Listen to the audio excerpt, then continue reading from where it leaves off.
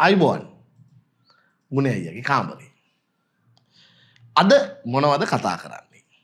මං හිතන්නේ විනෝදයක් ගන්න පුළුවන් ප්‍රවෘත්තිය තමයි බගීශ්වර සුණ්ඩාර අසූචි බණ්ඩාර දක්වා පරිවර්තනය වීමේ කතා පුවත තමයි මං හිතන්නේ අද සමාජ මාධ්‍ය කළඹලා තියෙන්නේ. ඒක ගැන චුට්ටක් කතා කරන්න ඕනේ. ඇත්තටම ඒකේ හරි වැරද්ද සහ ඒකේ දිගපළල ගැන පොඩි අදහසක් කතා කළ යුතුයි. මේක ගැන මේ සංවාදයට ලක් නොවිච්ච කොටසක් තියෙනවා කියලා මට හිතෙනවා. ඊට අමතරව ඇමරිකානු ඩොලර් මිලියන 2.5ක් ඕස්ට්‍රේලියාවට මාරු කරනකොට අතරමැද්දේදී වෙච්ච කලබෑගෑනිය සම්බන්ධයෙන් පාර්ලිමේන්තු විවාදයක් ඉල්ලලා තියෙනවා විපක්ෂයේ විසින්. ආණ්ඩුව මේ විවාදය ලබා දීම ප්‍රතික්ෂේප කරා කියලා තමයි ප්‍රවෘත්තියක් තියෙන්නේ. අපි මෙන්න මේ කාරණා දෙක ගැන අවධානය අද යොමු කරන්න කල්පනා කළා. එකක් ටිකක් විනෝදකාමී එකක්, අනිත් එක සීරියස් එකක්. අපි දෙකම ඒ වුණාට චුට්ටක් මේක හරහා ගිහිල්ලා පොඩි කයිවාරුවක් ගහලා බලමු. ඒ අතරේ මතක් කරන්න ඕනේ විශාල පිරිසක් අපේ ආරාධනාව පිළි අරගෙන වායෝ යාමය නුවර ඉවෙන්ට් එකට ඇවිල්ලා හිටියා. ඇත්තටම සම්පූර්ණ ආසන සංඛ්‍යාව පිරෙන්නම අපේ සහ වායෝ හිතවතුන් ඒ සියලු දෙනා ඇවිල්ලා හිටියා. විශාල ප්‍රේක්ෂක ප්‍රතිචාරයක් තිබුණා. ඇත්තටම හිටගෙනත් පිරිසකට බලන්න වුණා. වායෝ යාමේ ඉදිරි ඉවෙන්ට්ස් වලදී අපි හම්බ වෙමු. ඒ ෂෝ එක බලන්න බැරි වෙච්ච අයට ඔන්න කාලයකට පස්සේ ඇත්තටම වායෝ ෆුල් ෂෝ එකක් අන්තර්ජාලයට මුදා හැරලා නැහැ. ඔන්න අවුරුදු ගානකට පස්සේ සම්පූර්ණ වායෝ යාමේ ෂෝ එකම ඔයාලට මේ එළඹෙන සෙනසුරාදා හවස 5 මාරේ සිට සඳුදා හවස 5 මාර දක්වා පැය 48ක කාලයක් වායෝ යාමය සම්පූර්ණ ෂෝ එක බලන්න ඔබට අවස්ථාව තියෙනවා. ටිකට් එකක් ගන්න පුළුවන් event.slblog.live කියන වෙබ්සයිට් එකට ගියා නම් කවුච් ටිකට් එකක් අරගෙන ගෙදර ඉඳලා ගෙදර හැමෝමත් එක්ක එකතු වෙලා වායෝ යාමය සම්පූර්ණ ෂෝ එක බලන්න පුළුවන්. සහ විශේෂ ස්තුතියක් කරන්න ඕනේ අපේ ප්‍රේක්ෂකයන් විශාල ප්‍රමාණයක් ඇවිල්ලා හිටියා. අපිට කතා කරා. අපේ ආරාධනයක් පිළි අරගෙන අපිව විශ්වාස කරලා එහෙම වෙනවට ඔබට බොහොම ස්තුතියි. ඔන්න ඔබට කවුච් ටිකට් එකක් ගන්න පුළුවන් අරගෙන. මොකද විශේෂයෙන්ම වායෝ වැඩක් ලයිව් බලන්න බැරි අයට කාලෙකින් අන්තර්ජාලයේ අතරම වායෝ ෂෝ එකක් නැහැ. අවුරුදු ගානකින් ෆුල් ෂෝ එකක් ඔන්න ඔබට එනවා. ඒක බලන්නත් කියලා ආරාධනා කරනවා. එහෙනම් අපි කතා කරමු මොනවද අපිට කතා කරන්න තියෙන්නේ කියලා බලමු.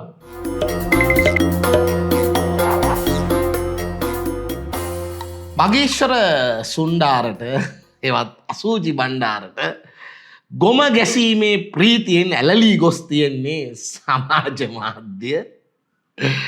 ඇත්තටම මචං මේක ඇතුලේ hina වෙන්නත් ඕනේ, දුක හිතෙන්නත් ඕන, සීරියස් වෙන්නත් ඕන. කෑලි දෙක තුනක්ම තියෙනවා. මට හිතෙනවා අපි ඔය ආතල් මූඩ් එකට ස්විච් වෙන්න කලින් පොඩ්ඩක් අර ඩොලර් මිලියන 2.5 ප්‍රශ්නේ ගැන පොඩ්ඩක් කතා කරගෙන යන් කියලා. විශේෂයෙන්ම විපක්ෂය ඒක පිළිබඳව පාර්ලිමේන්තු විවාදයක් ඉල්ලා තිබෙනවා. ඒ විවාදය ආණ්ඩුව විසින් ප්‍රතික්ෂේප කරලා තියෙනවා. විවාදයක් ලබා දීම මං හිතන්නේ ඒක එච්චරම හොඳ තත්ත්වයක් නෙවෙයි ආණ්ඩුව පැත්තෙන් ගත්තාම. මොකද අපි දන්නවා ලංකාවේ පාර්ලිමේන්තුව කියලා කියන්නේ ඕනෑ තරම් තේරුමක් නැතිව කතා කර කර කාලේ නාස්ති කරන තැනක්. ඒ නිසා විපක්ෂයෙන් ඒ කරලා තියෙන ඉල්ලීමට සවන් දීම ආණ්ඩුවේ යම් ප්‍රජාතන්ත්‍රවාදයට ගරු කිරීමේ ලක්ෂණයක් විය යුතුයි කියලා අපි හිතනවා. සහ මහජනයා විදිහට මේ රටේ මාධ්‍ය විදිහට මේක සම්බන්ධව තොරතුරු දැනගන්න මිනිසුන්ට අයිතියක් තියෙනවා. ඒ නිසා පාර්ලිමේන්තු විවාදයක් ලබා දීම මං හිතන්නේ මේ කාරණාව සම්බන්ධයෙන් වැදගත්. ආණ්ඩුව ඒ පිළිබඳව ටිකක් ප්‍රහාරාත්මක පිතිකරණයක යෙදෙන්නේ නැතුව ටිකක් නම්‍යශීලී පිටිහරඹයක යෙදෙනවා නම් හොඳයි. සත්‍ය දැන ගැනීම තමයි හැමෝටම ඕන වෙන්නේ. මොකද විපක්ෂයට ඕන වෙන්නේ ආණ්ඩුව අපහසුතාවයට පත් කිරීම. උනත් අපි විපක්ෂයකින් බලාපොරොත්තු වෙන්නේ මහජනයා බලාපොරොත්තු වෙන්නේ මහජනයාට සත්‍ය අනාවරණය කර ගැනීම සඳහා සහාය වෙයි කියලා. ඒ නිසා ආණ්ඩුව පැත්තෙන් ආණ්ඩුව ඒ විවාදය ලබා දුන්නා නම් තව දේවල් ටිකක් අනාවරණය කරගන්න පුළුවන් වෙනවා. දැන් වෙච්ච දේ වෙලා ඉවරයි. මෙතනින් එහාට එහෙම නොවෙන්නේ කොහොමද කියන එක සහ මේ අපරාධකරුවන්ව හඳුනාගන්නේ කොහොමද, මේකට සම්බන්ධ පිරිස් හඳුනාගන්නේ කොහොමද, සහ කොහෙන්ද මේ වැරද්ද උනේ කියන එක පිළිබඳව මුළු සමාජයේම අවධානයෙන් ඉන්නවා. නිසා දැන් මේකේ මං හිතන්නේ මොකුත් ආණ්ඩුවට හංගන්න දෙයක් නැහැ. අර අපි කියන්නේ රෙද්ද කඩලා දැම්මා වගේ මේකේ මේ වෙලා තියෙන ඇත්ත සමාජයට කිව්වනම් ඉවරයි. හරි. හංගලා මේක නිකන් නැති නිවුස් එකක් බවට බූස්ට් කරගන්නේ ආණ්ඩුවෙන්මද කියන ප්‍රශ්නේ තමයි අපිට අහන්න තියෙන්නේ. ඒ නිසා ඒ පිළිබඳව යම් නොසතුටුදායක තත්ත්වයක් මං හිතන්නේ පාර්ලිමේන්තු විවාදයක් ලබා දිය යුතු මාතෘකාවක් මේක කියන එක තමයි අපේ හැඟීම. අපි දන්නේ අපිට හිතෙන්නේ. රයිට්. එහෙනම් අපි එමු ගොම කේස් එකට. දැන් මේ බගීශ්වර සුන්ඩාරලා ඇතුළු පිරිස නැත්තම් දැන් අද සිට ඔය අලුතෙන් මේක මාර මගුලක් බං අපිට නමක් රෙජිස්ටර් කරලා සතියක් ඉන්න දෙන්නේ නැහැනේ මුන්. හරි. අපි කොච්චර මේ ඝන පිහිටෝලා කොච්චර දිවා රාත්‍රී කල්පනා කරලානේ බං අපි මිනිහෙකුට නමක් දාන්නේ. හරිද? ඒ දාන නම උඹලා සතියක් තියාගන්න දෙන්නේ නැහැනේ. දැන් ගිය සතියේ බගීශ්වර සුන්ඩාර මේ සතියේ අසූචි බණ්ඩාර වුණානේ. දැන් අපි පොඩක් මේක විනෝද කලාපයට ගිහිල්ලා සීරියස් එකට යන්න. මම නම් කියන්නේ ඔය ඒ ගොම ගහපු මහත්තුරුන්ට අපි කියන්නේ කරුණා කරලා ඔයාලගේ ගෙවල් පැත්තේ ගොම තියෙනවා නම් වත්තේ බණ්ඩක්ක පැලයක් හිටෝලා ඒ බණ්ඩක්ක පැලේට ඔය ගොම ටික දාගන්න. තේරුමක් නැති වැඩ කරන්න එපා. ඒකට හේතුව බණ්ඩක්ක පැලේට ගොම ටිකක් දාගත්තොත් බණ්ඩක කරලක් හරි හැදෙයිනේ. يعني අපි ගොම ගහන්න ඕනේ. හරි. ගොම වලින් සංකේතවත් කරන්න හදන අර්ථයක් තියෙනවනේ. මං හිතන්නේ මේ මිනිස්සුන්ට දැන් මේ අයට බෝම්බ ගහන්න උවමනාවක් හරි ගල් වලින් ගහන්න හරි උවමනාවක් හරි තිබිලා නැහැ. ගොම ගැහිීමෙන් සංකේතවත් කරන්න හදන දෙයක් තියෙනවනේ. ඒ කියන්නේ මේ ඇත්තටම ඕන කරලා තියෙන්නේ මේ කායික පහර දීමක් කරන්න නෙමෙයි මානසිකව පොඩි ත්‍රෙට් එකක් කරන්න නේ. ඕගොල්ලෝගේ ලෙවල් එක මෙන්න මේකයි කියලා. එතකොට ඒකටනේ ගොම ගහන්නේ. ඔය අපේ ගමේ භාෂාවෙන් කියනවා ගොම ගහනවා. මම නිකන් ඔක අමුවෙම කියන්නම්. ඉස්සර ගම්වල ඕවා තිබුණා හරියට ගොම ගහනවා මිනිස්සුන්ට ගූ ගහනවා. එහෙමනේ තියෙන්නේ. හරිද? එතකොට ඉස්සල්ලාම මේ ගොම ගහපු මහත්තුරු ටික තේරුම් ගන්න ඕන එක තමයි ගොම ගහන්න ඕනේ ඒ ගොම වැදුනහම යම් අපහාසයක් සිද්ධ වෙන මිනිස්සුන්ට. හරිද? කියන්නේ ඒ ගොම කණ එකාට මොකක් හරි තියෙන්න බෑ. ගොම පාර කණ එකාට මොකක් හරි ඓතිහාසික ඌ රැකගත්ත ගරුත්වයක් හරි කීර්ති නාමයක් හරි ජනප්‍රියත්වයක් හරි පිළිගැනීමක් හරි මොකක් හරි තියෙන එකෙකුට ඕනේ ගොම ගහන්න. එතකොට උට ලැජ්ජ හිතෙන්නේ. හරිද? ඒකට ගොම නාස්ති කරන්න එපා කියලා අපි යෝජනා කරනවා. මොකද ඔය බගීශ්වර සුන්ඩාරලා වගේ අය ඓතිහාසිකවම දේශපාලනයේ පරාජිකා වෙච්ච ලංකාවේ දේශපාලනයේ ඇතුලේ මේ තමන්ගේ නමක් හදාගන්න විශාල අහිංසක උත්සාහයක් දරන අහිංසක මිනිස්සු ඇත්තට. වෙන විදිහකට කියනවා නම් ඒ ගොම ගහපු මහත්තුරුන්ට අපි කියන්නේ ඇත්තටම වැසිකිළිවල වලට ගොම ගහලා වැසිකිළිවලට දන්නන්න පුළුවන්ද? හරිද? දඬේ ස්වභාවය අඳුරගෙන ප්‍රහාරය තීරණය කරපාලා. ඒක තමයි අපි කියන්නේ. මොකද ගොම නාස්ති කරන්න එපා. මං හිතන්නේ ඔය ඊට වඩා ගොම වලින් ගන්න වැඩ තියෙනවා. ගොම නාස්ති කරන්න එපා. ඒක එක. දෙවෙනි එක දැන් ඇත්තට මේකේ සීරියස් උදාහරණයක් මම ඕනනම් කියන්නම්. මේ බගීශ්වර සුන්ඩාරලා කරන වැඩේ ඇත්ත ආතල් එක මේකයි. දැන්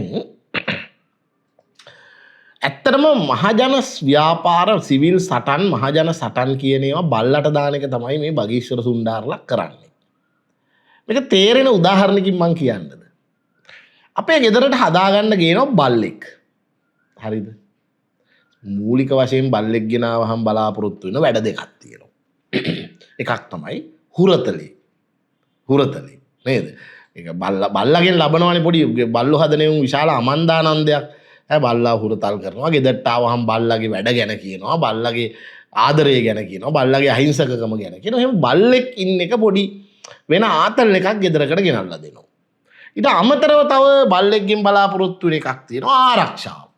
හරි? හොරෙක් ආවොත් බුරයි. එහෙම. ඉතින් ඔය ගෙවල් ඇතුලේ නෙමෙයි එළියේ ඉන්න එළියේ දාලා මිදුලේ දාලා වත්තේ දාලා හදන බල්ලෝ ඉන්නවා. ඒතර ඒ බල්ලෝ මෙන්න මෙහෙම ලෙවල් එකකට සමහර බල්ලෝ පත් වෙනවා. ඒ තමයි ඌ ඕන එකටයි එපා එකටයි රෑ එල්ලි වෙනකම් බුරන බල්ලෝ ඉන්නවා දන්නවද ගෙවල් වල? හරි.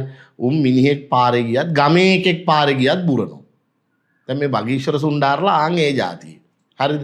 කියන්නේ එතකොට අපිට හොයාගන්න බැරි වෙනවා එක ලෙවල් එකකදී මේ මුන් බුරන්නේ ඇත්ත හොරාටද කෙහෙල් කොලයකටද පොල් අත්තකටද ගමේ යන පාරමිනියකටද ගෙදර එකෙකුටද බල්ලගේ බිරිල්ල බලු වෙනවා.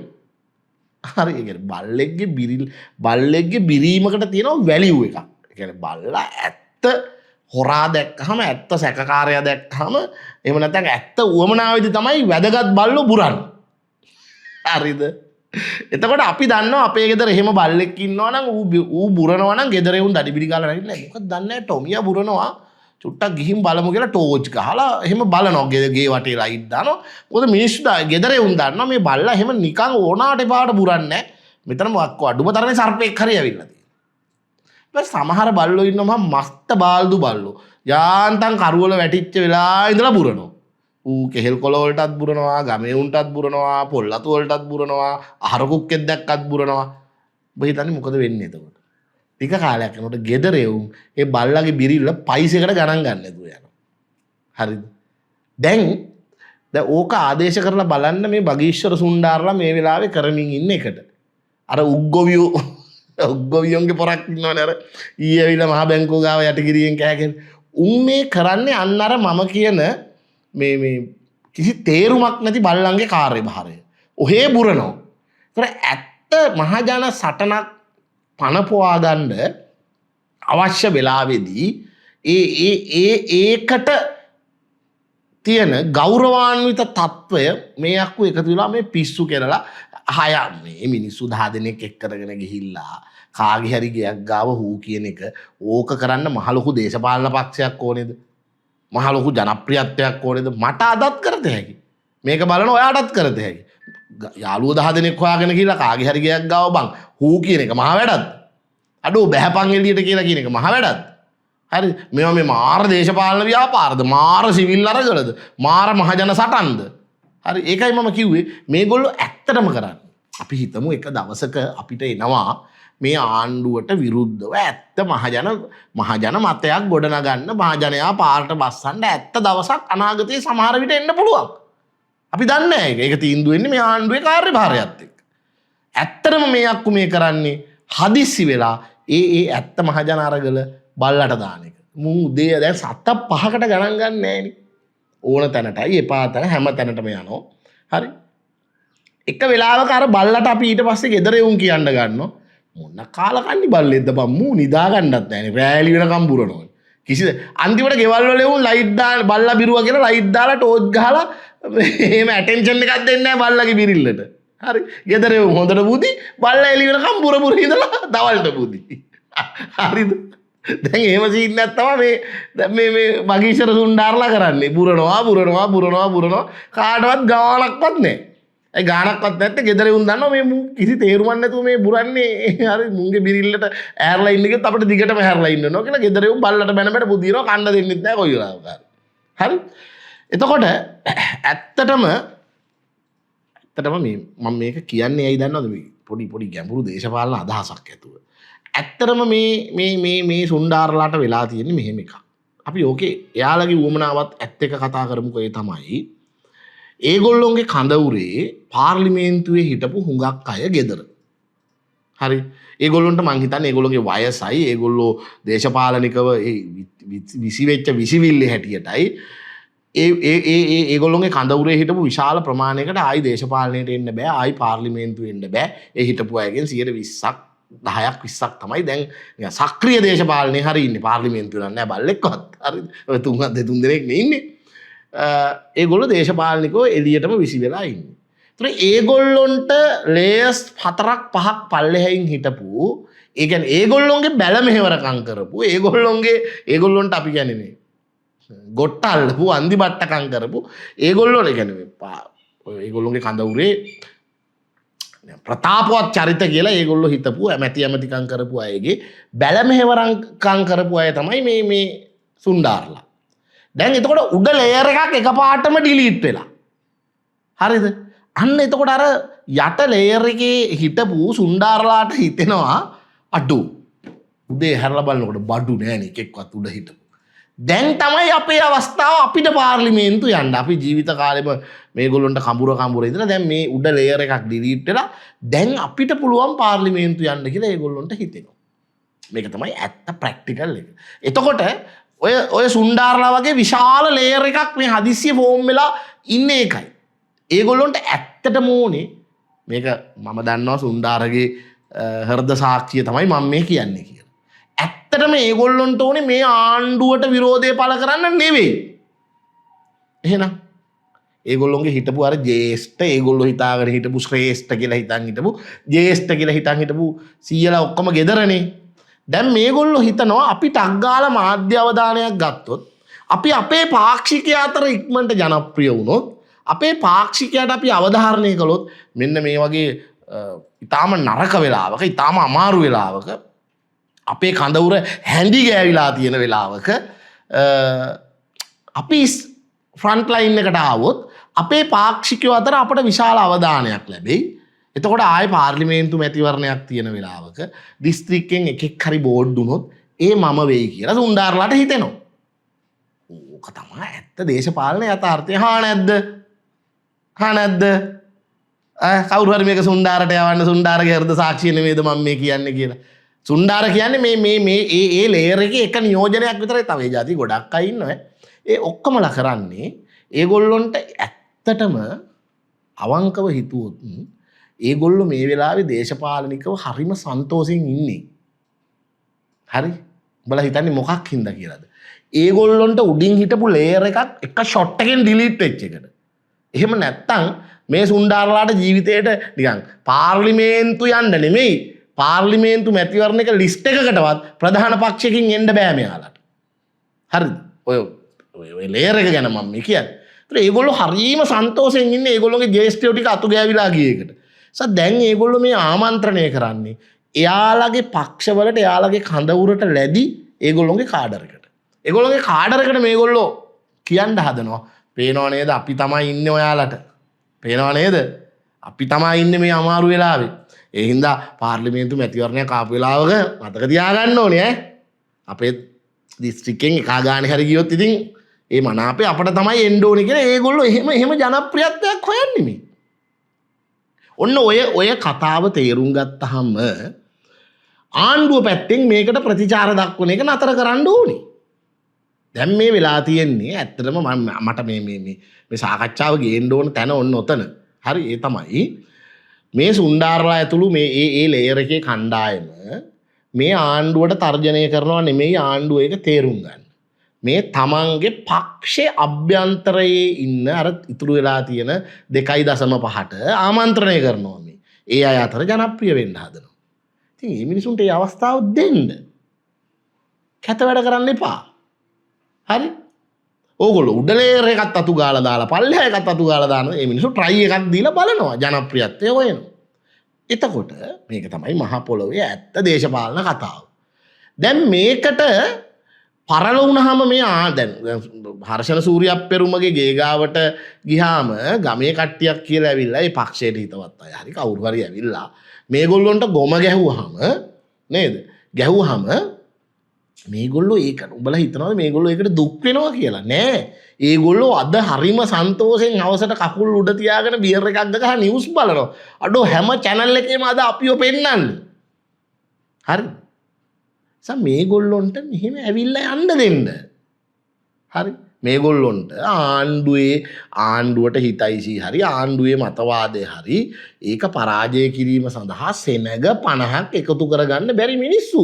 ඔය හැම ගයක් ගාවට මෙන්නේ 8 දෙනෙක් 10 දෙනෙක්නේ. කො මහ වැඩක්ද? ඔයාලගේ ගමේ නිකන් හන්දියේ කඩේ මුදලාලට කියන්නකො සෙනග 10ක් අරන් හවස එන්න පොඩ්ඩක් ප්‍රජාශාලාවට කියලා. ඕන තරම් එනවා පක්ෂ තියෙන්න ඕනේ. හරිද? ලොකු ජනාධිපතිවරුන්ගේ ලේකම්කම් කරලා තියෙන්න ඕනේ මිනිත්තු 10 දෙනෙක් හොයන් එන්න. හරි? හැබැයි මේ කරන්නේ අර නිස්කාරණේ එළිය පොල් කොළේටයි අහරු කුක්කටයි කෙහෙල් කොළේටයි ගමේ කාටයි බුරන බල්ලන්ට. හරි? ඕගොල්ලෝ පොඩි මාකට් එකක් හදනවා. මේ දැන් අපි දැක්ක අර එදත් ලාල් කාන්ත ඇමතිවරයාගේ ගේ ගාවට එනකොටත් හූ කියන්න ගියා. දැන් ඔය ගොම ගහලා තියෙනවා. එක පැත්තකින් අපි ප්‍රජාතන්ත්‍රවාදයේ පැත්තෙන් වෙනම කතා කරන්නත් ඕනේ. හැබැයි මේ මිනිස්සුන්ට අවශ්‍ය මේ අවධානය අනවශ්‍ය අවධානයක් ඕගොල්ලෝ හදනවා. අපිට කතා කරන්න වෙලා තියෙන්නේ ඒ හින්දානේ ඇත්තටම. සහ ඔගේ පොඩි මචං මානසික ප්‍රශ්නකුත් තියෙනවානේ. දැන් මේගොල්ලෝ මේ ආණ්ඩුවට බයිනවා කියන එක ආණ්ඩුවට අලුත් එකක්ද? මේගොල්ලෝ දිගටම ආණ්ඩුවට බයිනවා. හූ කියනවා තමයි එකම ප්‍රශ්නේ තියෙන්නේ මේගොල්ලෝ ගෙවල් වල නෝනලා එක්ක උදේ නැගිටපුලා ඉඳලා බයිනවා. ඒගොල්ලෝගේ ජොබ් එකනේ ඒක. ඒගොල්ලෝ දැන් බලන් ඉන්නේ පාර්ලිමේන්තුව යන්නනේ. යාළුවන්ට ටෙලිෆෝන් කරලත් මචං මාර වැඩේ නේද බං කියලා බයිනවා. රැස්වීම් තියලත් බයිනවා. YouTube channel වලට ඇවිල්ලා ආණ්ඩුවට බයිනවා. ඉතින් උන්ටත් බං යාළුවෝ එක්කයි ටෙලිෆෝන් වලිනුයි YouTube channel වලයි රැස්වීම් වලයි බැලලා උන්ටත් එපෑ මොකක් හරි චේන්ජ් එකක්. ඉඳලා හිටලා ගේ ගාවට ඇවිල්ලා බැලලා යනවා. චේන්ජ් එකකට නේ කරන්නේ. කුජීත වැඩ කරන්න එපා. උනුත් ගොඩක් ගෙදරින් එළියට ඇවිල්ලා ගේ ගාවකට ඇවිල්ලා හූ කියලා යනවා. ඒක ඉන්න දෙන්න. හරි. අපි ඇත්තටම මේක කියන්න ඕනක තමයි අර වචන කීපයකින් කියනවා කබ්බෝ ෆෝම් කරන්න එපා. හරි. ඔය ආණ්ඩුවට හිතවත් ගම්වල ඉන්න කාඩරේට අපි කියන්නේ ඒ ඌ කියනට ඇවිල්ලා ඌ කියලා යන්න දෙන්න. දැන් ඇත්තටම මේ අසූචි ප්‍රහාරය විශාල මාධ්‍ය අවධානයකට ලක් වෙලා තියෙනවා. දැන් ඔන්න මේක විපක්ෂයේ අය සටන් පාඨයක් විදියට හෙට විතර ගන්නවා. ප්‍රේම අදහස් ප්‍රකාශ කිරීමේ අයිතිය ප්‍රජාතන්ත්‍රවාදයට කෙලවෙලා අය ඔය වගේ තැන් වලින් මේක තව කෑල්ලක් විදියට අල්ලගන්නත් පටන් ගන්නවා. සහ මේ පාරේ සටන් කරපු වීදි සටන් කරපු මහජන අරගල කරපු ජවිපේ NPP එක ප්‍රමුඛ ආණ්ඩුවක් මං හිතන්නේ ඉතාම හොඳට දන්නවා ඇත්තටම වීදි සටනක් ඇත්තටම මහජන අරගලයක් ආණ්ඩුවට බලපෑම් කළ හැකි ලෙවල් එකට එන මොහොත කොයි එකද කියලා. ඒක මේ මොහොත නෙවෙයි කියලාත් ආණ්ඩුව හොඳටම දන්නවා. ඒ නිසා මේ කබ්බන් ෆෝම් කිරීමේ ප්‍රොජෙක්ට් වලට අත ගහන ඔය ගම්වල ඉන්න පාක්ෂිකයන්ට පොඩ්ඩක් මං හිතන්නේ පක්ෂ පැත්තෙන්ම දැනුවත් කිරීමක් කරා නම් හොඳයි. මේ වැඩක් නැති වැඩ කරන්න බෑ. මොකද මේගොල්ලෝ මචං මිලූ ලැජ්ජාවක් ඇති අය නෙමෙයිනේ. ඒ කියන්නේ මේ සුන්ඩාරලට උඹලා හිතනවාද මං ඒකයි කිව්වේ වැසිකිලි වලවල් වලට ගොම ගහලා වැඩක් තියෙනවා කියලා උඹලා හිතනවාද? වැසිකිලි වලට ගාණක්වත් නැහැ. සන්තෝසයි. හරිද? ඇත්තම කතාව මේගොල්ලොන්ට කොච්චර ලැජ්ජ නැද්ද කියන එකට උදාහරණයක් ඔය සිද්ධියෙම මං ඕන්නම් පෙන්නන්න.